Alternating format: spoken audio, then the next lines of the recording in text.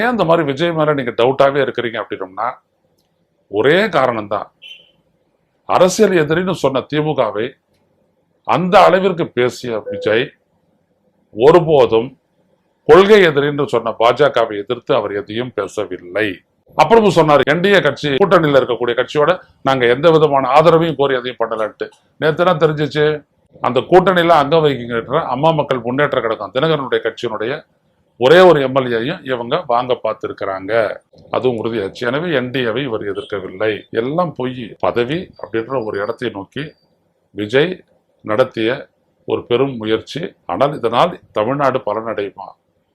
மிகப்பெரிய கேள்வி அது. அரசியலை பற்றிய புரிதல் தெளிதல் எல்லாம் இல்லாத ஒரு விஜயால் தமிழ்நாட்டிற்கு நன்மை பயக்க முடியும் என்று நான் கருதவில்லை.